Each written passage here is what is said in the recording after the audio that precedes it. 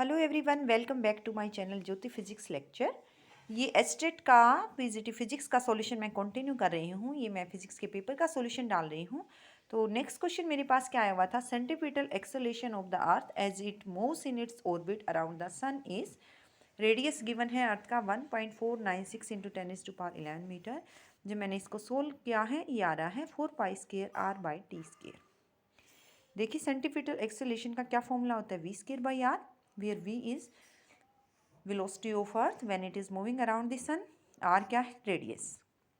Velocity को आप कैसे लिख सकते हैं, आपको जनरल सा फॉर्मूला पता है, displacement equal to velocity into time.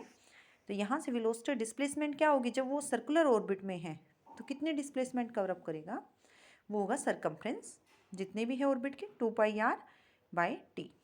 तो वेलोसिटी की वैल्यू को आप सब्सटीट्यूट कीजिए। Substituting value of v in equation 1, a is equal to velocity की जगह रखिए 2πr/t² that is equal to 4π²r/t²। So fourth option is correct answer. Next question आया हुआ था, consider the following two statements. और यहाँ से पूछा है कि ये जो दोनों स्टेटमेंट्स हैं दोनों ही ट्रू हैं, एक ट्रू है या दोनों ही फॉल्स हैं, ऐसे करके। The velocity of a particle is 0 at t equal to 0. The acceleration at t equal to 0 must be 0. यानी जब मैं t equal to 0 पे मेरी अगर velocity 0 है तो acceleration भी क्या होना चाहिए, 0।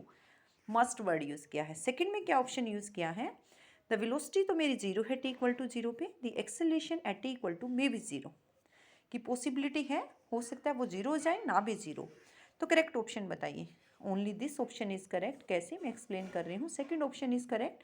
तो इसका आंसर क्या था, मेरे पास ऑप्शंस थे, statements 1 and 2 are correct, statements 1 and 2 both are incorrect, only statement 1 is correct, only statement 2 is correct. तो only statement 2 is correct, this option is right answer. ये आपके आंसर की भी है। देखिए, एग्जाम्पल लिए है मैंने। जब कोई बॉडी फ्रीली फॉलिंग आ रही है, नीचे की तरफ आ रही है, तो वेलोसिटी तो उसकी इनिशियल क्या थी, 0 थी, लेकिन एक्सेलरेशन तो डाउनवर्ड आ रही है, तो एक्सेलरेशन ड्यू टू ग्रेविटी बन जाएगा। तो इस केस में मेरा एक्सेलरेशन नहीं 0 है। अब सेकंड केस लिया है मैंने, जब कोई बॉडी रेस्ट पर है तो उसकी वेलोसिटी क्या है, 0 है, और रेस्ट पे ही है, मूव नहीं करी है, इट मीन्स नेट फोर्स भी क्या हो गई, 0। नेट फोर्स 0 हो गई तो force equal to mass into acceleration, it means acceleration 0। तो दो, एक केस में अगर वेलोसिटी 0 है तो 0 नहीं है एक्सेलरेशन, एक में 0 है। तो यहाँ पे ऑप्शन कौन सा करेक्ट हो गया, मे बी 0। 0 हो भी सकती है, नहीं भी हो सकती है। So this fourth option is correct answer. Next part देखते हैं, नेक्स्ट क्वेश्चन देखते हैं। नेक्स्ट क्वेश्चन है, consider the following statements. The work done by the external force on a system equal the change in the total energy. जब मेरी external force काम कर रही हैं तो वर्क डन जो सिस्टम पर होगा that will be equal to change in total energy. Next part है, work done by all the forces. यहाँ मैंने just external force word mention किया था, यहाँ मेरे पास इंटरनल फोर्सेज भी हैं, एक्सटर्नल फोर्सेज भी हैं। On a system equals the change in kinetic energy, यानी जो वर्क डन होगा सभी फोर्सेस से वो किसके इक्वल होगा, चेंज इन काइनेटिक एनर्जी। जब एक्सटर्नल फोर्स के द्वारा वर्क डन हो रहा था तो वो क्या था, चेंज इन टोटल एनर्जी। ये चीज़ देखिए।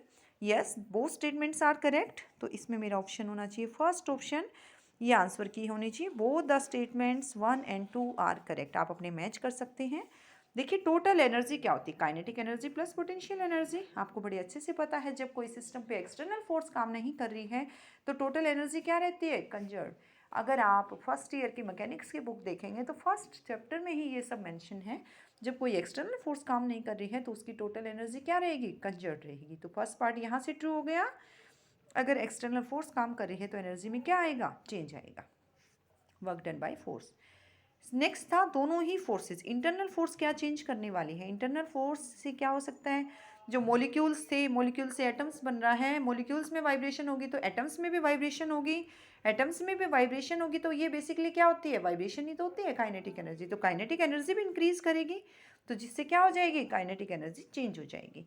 तो जो सेकंड ऑप्शन था, work done by all the forces on a system equals the change in kinetic energy, this option is also correct. It means both options are correct, यही मैंने option लिया होगा first option, both statements are correct. Next question देखते हैं। Next question सीधे सीधे फॉर्मूले based आया हुआ था, चूज द इनकरेक्ट स्टेटमेंट। क्या क्या था, moment of inertia of a uniform circular ring of mass m and radius r about a tangent in its own plane is 3/2 mr square. ये मेरे पास क्या गिवन था, सर्कुलर रिंग थी जिसका mass m था, रेडियस r था, इसके खुद के टेंजेंट के अराउंड मुझसे मोमेंट ऑफ इनर्शिया पूछा था। अगर आपको याद हो, इसके ओन एक्सिस जो परपेंडिकुलर होता है इसके एक्सिस पर, उस प्लेन के अबाउट क्या होता है, हाफ m r²। अब मैं अगर पैरेलल एक्सिस थ्योरम लगाऊंगी तो वो क्या हो जाएगा, इसके about half m r² plus m r², यानी 3/2 m r²। तो ये ऑप्शन तो करेक्ट है, यहाँ तो क्वेश्चन में इनकरेक्ट पूछा है। नेक्स्ट ऑप्शन है moment of inertia of a uniform circular disc of mass m and radius r about a tangent in its own plane. Circular disc और रिंग का यही होता है, उसके अगर यहाँ परपेंडिकुलर टू द एक्सिस देखें और सेंटर से जो लाइन पास करी है इसके about moment of inertia 1/4 m r² होता है। और जब मैं इसके टेंजेंट के अराउंड देखूंगी तो plus m r² parallel axis theorem का यूज़ करके तो मेरे पास क्या आ जाएगा, 5/4 m r²। ये भी सही है। नेक्स्ट पार्ट है, देखिए ये तो आप याद रख लीजिए, सॉलिड स्फीयर का क्या होता है, स्फेरिकल सेल का क्या होता है, दोनों ही इंपॉर्टेंट हैं। सॉलिड स्फीयर का अगर मैं देखूंगी, मास पूछा गया है m गिवन है, रेडियस r है, उसके टेंजेंशियल एक्सिस के अबाउट पूछा है। Moment of inertia of solid sphere क्या है, इस लाइन के जो सेंटर से पास करी इसके अबाउट मोमेंट ऑफ इनर्शिया इसका होता है 2/5 m r²। वहीं पैरेलल एक्सिस थ्योरम लगाएंगे, अगर मुझे टेंजेंट के अराउंड निकालना था तो 2/5 m r² plus m r² that is equal to 7/5 m r²। तो इसमें ऑप्शन क्या गिवन था, 2/3 m r², जो कि स्पेरिकल सेल का होता है जब उसके सेंटर से लाइन पास कर रही है उसके अबाउट मोमेंट। तो ये मुझसे क्वेश्चन में पूछा था कि इनकरेक्ट ऑप्शन बताना है, so this option is answer. Next part क्या था, moment of inertia of a spherical shell है जिसका मास m है, रेडियस r है, टेंजेंट के अबाउट पूछना है। टेंजेंट के अबाउट वही चीज़ें, ये मेरा स्पेरिकल सेल है जो सेंटर से लाइन पास करी है, परपेंडिकुलर एक्सिस है तो इट्स एक्सिस है, इसका मोमेंट ऑफ इनर्शिया होता है 2/3 m r²। लेकिन टेंजेंट के अबाउट पूछा है तो पैरेलल एक्सिस थ्योरम लगाओगे, ये क्या हो जाएगा, मास इंटू डिस्टेंस का स्क्वायर, ये r रेडियस है तो ये आ रहा है मेरा 5/3 m r²। तो जस्ट आपको अगर टेंजेंट के अराउंड मोमेंट ऑफ इनर्शिया निकालना आता है और सेंटर के अबाउट पता है तो आप इसको सोल्व कर सकते थे। ये 5/3 है, ये ऑप्शन भी करेक्ट है। तो ये आपके पास आंसर हो गया। तो इस तरह से आपकी की भी कंफर्म हो रही होगी। आप मुझे कमेंट सेक्शन में बताइए कि ये मेरी वीडियोस कितनी हेल्पफुल हैं। नेक्स्ट क्वेश्चन है, velocity motion for a projectile motion में वेलोसिटी क्या रहती है, velocity is always perpendicular to the acceleration, it is never perpendicular to the acceleration. Third option है, it is perpendicular to acceleration for 1 instant only.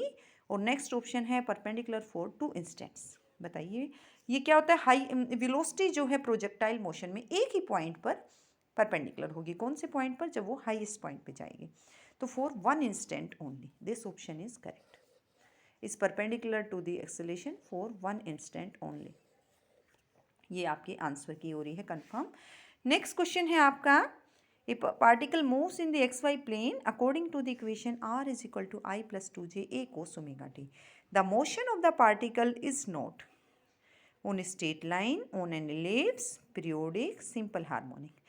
जब note पूछा है, अगर आप ध्यान से पूछें ऑलमोस्ट क्वेश्चंस में या तो इनकरेक्ट पूछा है तो आपको इस चीज़ से कन्फ्यूजन नहीं क्रिएट करना है। आई होप आपने नहीं किया होगा। नोट ऑप्शन है तो नोट है तो इलिप्स वाला आंसर आ रहा है। अब मैं इसका सोल्यूशन बता रही हूँ आपको इसी इक्वेशन से। आर मेरे को गिवन था I plus 2j into a cos omega t, तो इसको ब्रेक करके लिखिए a cos omega t i plus 2a cos omega t j. इसको क्या लिख सकते हैं, xi प्लस वाई जे। दोनों को कंपेयर कीजिए, x is equal to a cos omega t, y is equal to 2a cos omega t. अगर मैं मुझे स्ट्रेट लाइन इक्वेशन देखूँ, x बाई वाई देखिए आप क्या आ रही है, half, it implies y is equal to 2x, y equal to mx plus c तो होती है straight line equation. C slope 0 हो गया हो तो ये स्ट्रेट लाइन को तो फॉलो कर रही है। और आपको आइडिया होगा अगर वो पार्टिकल स्ट्रेट लाइन मोशन में जा रहा है तो वो इलिप्स फॉलो नहीं कर सकता। नेक्स्ट आपके पास है एक्स एंड वाई है, आप इक्वेशन से आइडिया लगा सकते हैं। फेज डिफरेंस तो क्या है दोनों के बीच में, 0। टाइम पीरियड क्या आ रहा है, 2 pi by omega. Angular frequency बस एम्पलीट्यूड का ही तो डिफरेंस है। तो यहाँ से आपके पास सिंपल हार्मोनिक मोशन भी इक्वेशन हो गई। These x and y represent simple harmonic equations with phase difference 0। Amplitude आप निकाल सकते हैं, square root of 4 plus 1 that is √5। और ये आपके पास कोस की फॉर्म में है तो कोस हमेशा अपने आप को रिपीट करता है कुछ इंटरवल के बाद, कुछ पीरियड के बाद, तो ये पीरियोडिक भी हो गई। तो मेरे पास ऑप्शन कौन सा हो गया, ऑन एन इलिप्स। कौन सा, नोट की फॉर्म में, ऑन इलिप्स वाली इक्वेशंस तो फॉलो ही नहीं हो रही हैं। तो इस तरह से आप इस क्वेश्चन का सॉल्यूशन है, मैं कंटिन्यू सॉल्यूशन डालती रहूँगी। Keep in touch with me. Okay, thank you.